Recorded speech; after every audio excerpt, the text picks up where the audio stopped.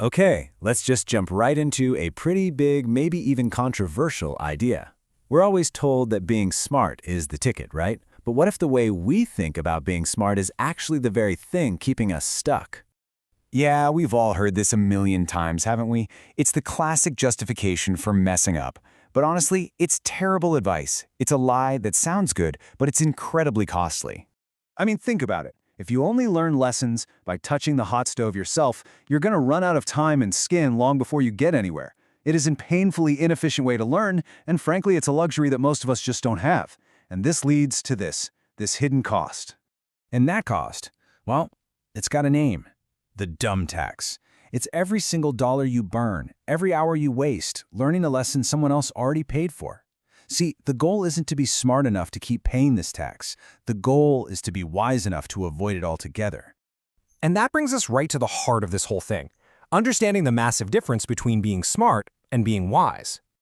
This chart really lays it all out. The smart person, that's the hero, right?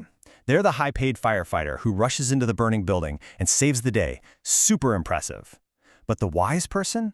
They're the architect who designed a building that was fireproof from the start. No fire, no hero needed. And this quote just nails it. It's the difference between being a master at escaping traps versus having the foresight to see the trap and just walk around it. But here's the catch. Adopting this wise mindset is way harder than it sounds because of a huge mental roadblock. So what's that roadblock? It's our own ego. We love the story of the struggle, the innovator who did it all themselves. So we instinctively push back against the wise path because our brain starts screaming, Yep, there it is. The second we talk about learning from other people's failures, our mind just short circuits and thinks it's cheating, that it's not original, that we aren't doing the real work. This is that ego trap in action. It's like a weird glitch in our wiring. We value our own pain so much more. You know, if you lose $1,000 on a bad bet, you will never forget that lesson. But if you read a book about a CEO who lost $1 billion, it just doesn't hit the same way. We think our suffering is special. But here's the absolute truth. In business and in life, there are no bonus points for suffering. Nobody's handing out medals for how hard you made it on yourself. You get bonus points for speed. The goal is to get to the destination as fast as possible. You don't win by inventing a square wheel just so it can be your own idea. Okay, enough theory. Let's look at how this plays out in a super common business problem. This will make the difference between smart and wise crystal clear. Let's talk about key man risk. This is when an entire company or project totally depends on one person. You know, that one genius who knows how everything really works. If that person gets sick, or quits, or wins the lottery, the whole thing just grinds to a halt. It's a ticking time bomb. so how do our two founders handle this? Well, the smart founder becomes the hero. They're the only one with the answers, the only one who can fix the big problems. But in doing that, they become the ultimate bottleneck. Nothing moves without them. The wise founder, the architect, does the exact opposite. Their goal is to make themselves useless, to make themselves redundant. So how do they pull that off? Well, first, they document everything. They create playbooks so anyone can do the job.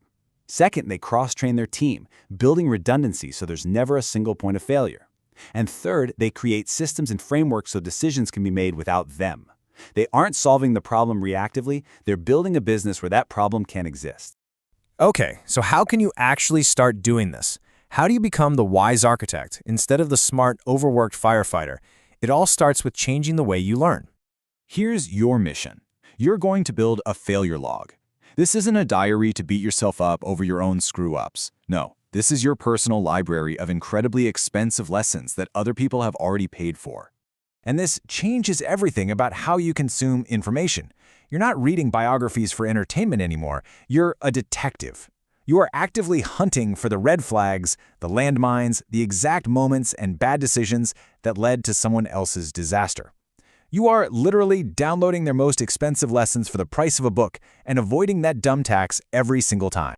So, that's the challenge. The knowledge is already out there. The mistakes have been made, they've been paid for, they've been documented. The only question left is the one you see right here. Whose $1 million mistake are you going to learn from for free this week?